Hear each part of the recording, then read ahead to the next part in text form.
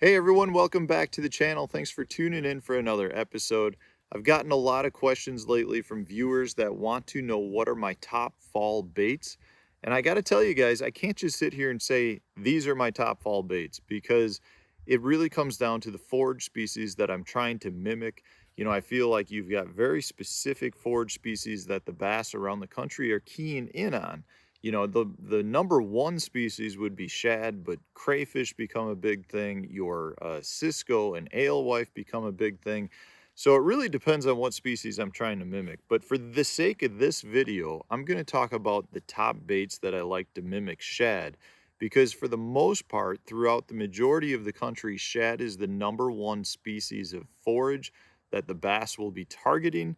You get huge movements of shad into the backs of creeks and into bays throughout the country that make them the primary forage species. The problem with that is sometimes you can actually have way too much shad in these areas as well. You may have a lot of bass, but when you have hundreds of thousands of shad in a creek, it almost makes it difficult to fish because you can't get your bait to stand out from all of the natural shad that are swimming around.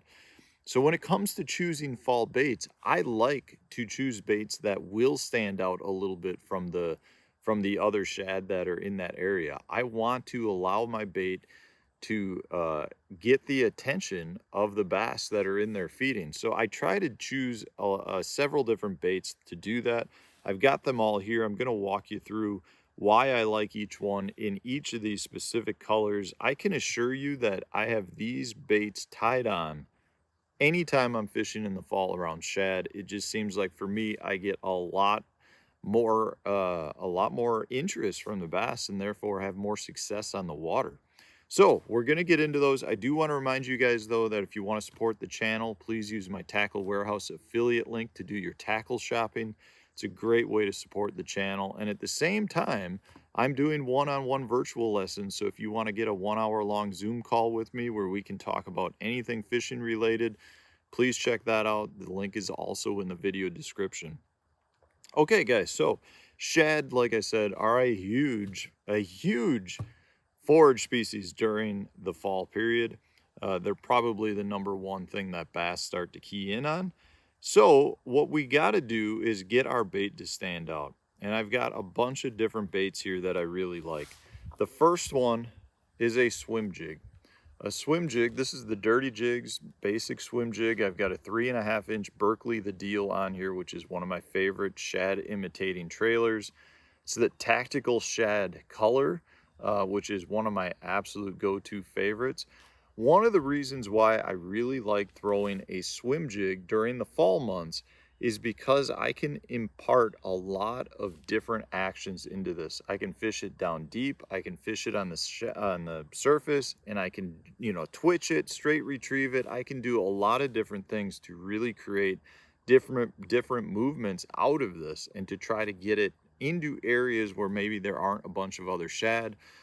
Meaning if the shad are sitting real deep in the water column, I can swim this above it. If they're sitting high in the water column, I can swim it below it, which makes this stand out. Remember, generally speaking, the bass are going to be sitting below the shad and trying to force them to the surface. And when that happens, if you have a bait that drops below that big ball of shad, what that's going to do is make this a primary target for the bass. So I like to have a swim jig tied on so I can swim it at all different levels in the water column. But at the same time, a lot of times your bass are going to be hanging out around ambush locations waiting for the shad to swim by.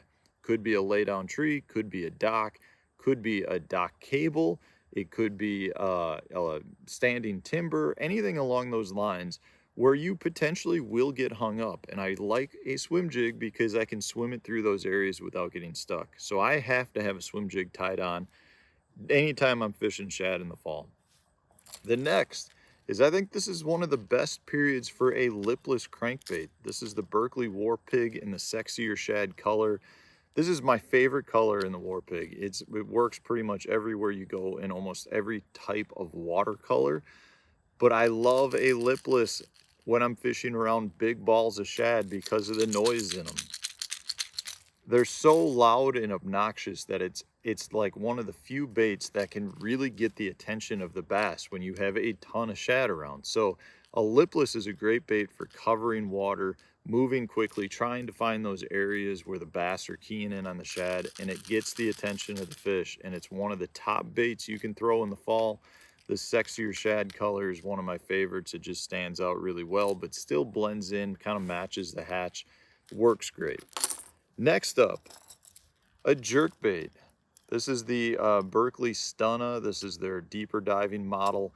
This is the hanky panky color. So what I love about this is it's translucent for the most part, but it still has the solid pearl white back as well as a little bit of orange color. So it almost gives you the best of both worlds, where it's translucent, so it's a little bit more, it blends in a little bit better with the water, but you still get, because of the white and the orange, you still get something that stands out in the water. So if you're fishing a little bit of off-colored water, the hanky panky is a great color. If you're fishing clear water, again, it's a great color. But a jerkbait's a really good bait, again, for trying to get down to where the shad are, stand out. You can let this bait sit there. I generally revert to a jerkbait as the water temperatures start to drop. I like it when it starts getting down into that upper 50 range.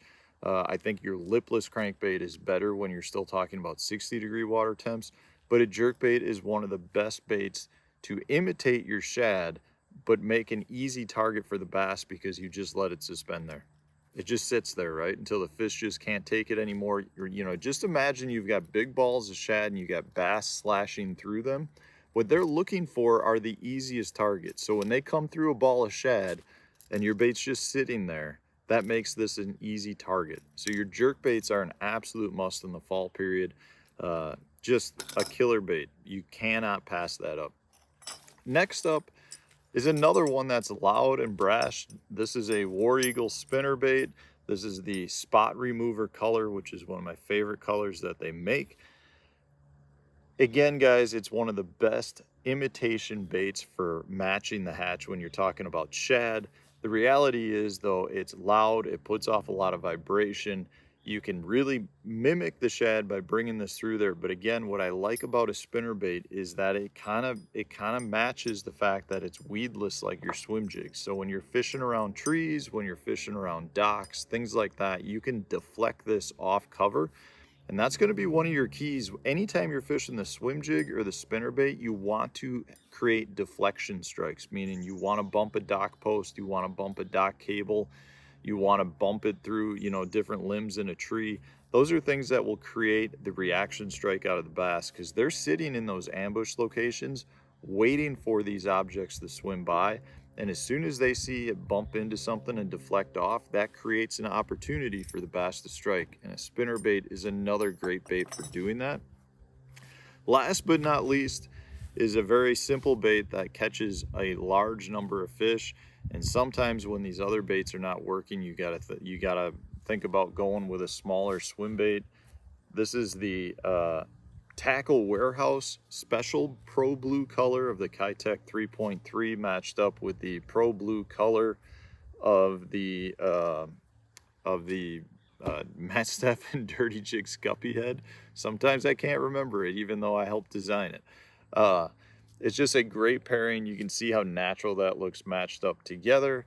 It's actually the gizzard shad, I think, is the color of this one. I don't have the thing down here, but it was made to match with the Pro Blue, and I'll put the link in the video for you. But the thing with a small swim bait like this is it's just hard for the fish to turn it down. Now, I generally like to go with an extremely light head, either an 1/8 or 3/16 ounce, just so I can let this bait kind of pendulum down into those fish and slowly pop through those shad balls on the other side, which makes them the primary target. But there's a lot of times where the fish are feeding on your smaller shad, and the little guppy head is one of the best ways to mimic those shad that are swimming around. I will say I generally prefer to throw this in really clear water.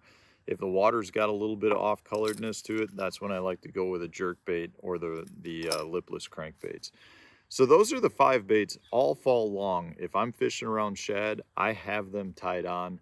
They are killer baits anywhere you go. These colors honestly work year round. It's hard to beat any of them. I have them tied on a lot of the parts of the year. So I hope you enjoyed this video, guys. I appreciate you asking. I appreciate the viewer questions that generates videos like this.